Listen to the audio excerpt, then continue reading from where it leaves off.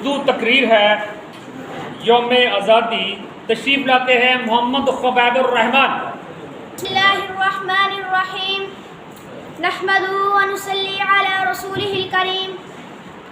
सदर आली वक़ार, मुअज़्ज़िज़ असातिज़ा इकराम और मेरे हम मकतब साथियों, अस्सलामु अलैकुम।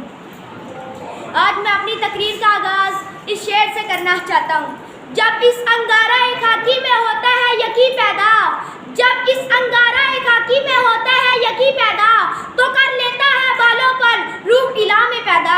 नबी वाला ये धरती हमारी आन है, हमारी शान है, बल्कि हम सबकी पहचान है। इस रसूल के लिए हमारे नौजवानों की गर्दन कटी, बहनों के सुहाग लुटे, माओं के सहारे छिन गए, बूढ़े बुजुर्गों उनके नौजवान बेटे उनकी निगाहों के सामने तीरों की जद में इस वतन की खातिर लाखों इस्मत माब बहनों की इज्जतें तार तार हुई और अल्लाह के करम से खुद मुख्तार रियासत मार्ज़े वजूद में आई। गुलामी में काम आती है तदबीरें न शमशीरें, गुलामी में काम आती है तदबीरें न शमशीरें, जो हो ज़ौक़े यकी पैदा तो कट जाती हैं जंजीरें। नबी वाला ये लफ्ज़ मचलते हैं आज़ादी। आज़ादी क्या है? अपनी अना का दूसरा नाम है। आज़ादी इल्म और फ़न से आगाही का नाम है, इसार और कुर्बानी का नाम है, कश्मकश हयात का नाम है, फ़रेब नज़र को हकीकत के सांचे में डालने का नाम है, ज़ुल्म और सब्र के सामने नाम लेने का नाम है, गैर मुल्की गासिबों से अपनी गर्दन कटवाने का नाम है, और फिर अज़हर शुदाई की ज़ुबान पर ला इलाहा इल्लल्लाह का फलक शिकाब नारा लगाने का नाम है।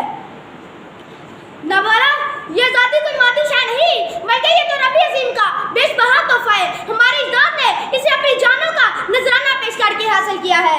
नवाला यह ज़ाती पसंद का सफर राजा दाहिर की संगला चट्टानों से होता हुआ दीवल के साहिल से लेकर बरसगीर तक जा पहुंचा।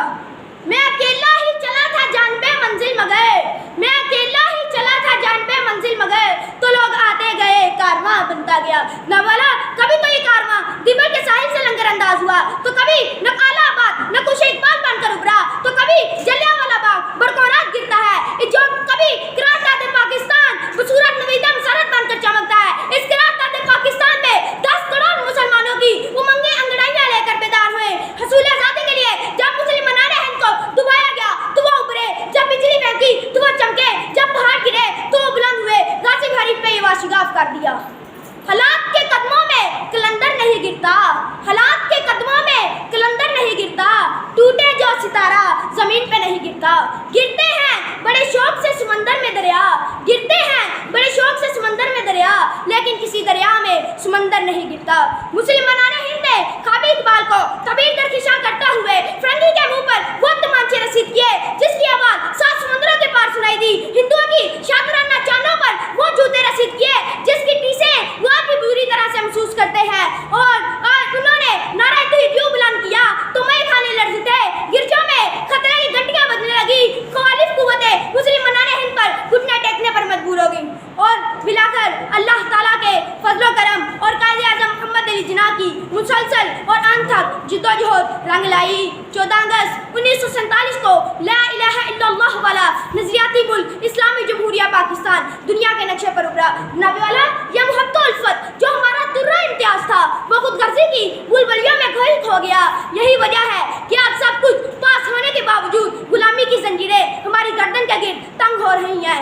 ना समझोगे तो मिट जाओगे या हिंदुस्तान वालों, ना समझोगे तो मिट जाओगे या हिंदुस्तान वालों, तुम्हारी दास्तान तक न रहेगी दास्तानों में। अब ज़रूरत इस बात की है कि वो कलमा हक ला इलाहा इल्लल्लाह मुहम्मदुर रसूलुल्लाह जो मक्का और मदीना की वादियों से गूंजता हुआ दुनिया की तरीक़ियों का मुनव्वर कर गया, इसको अपनाने की ज़रूरत है। यही कलमा हक है, यही कलमा बुलंद है, यही कलमा छाएगा, यही कलमा बचाएगा। इन्हीं अल्फाज के साथ अब मैं आपसे इजाज़त चाहता हूँ। व मा अलैना इल्लल बलाग। अस्सलामु अलैकुम।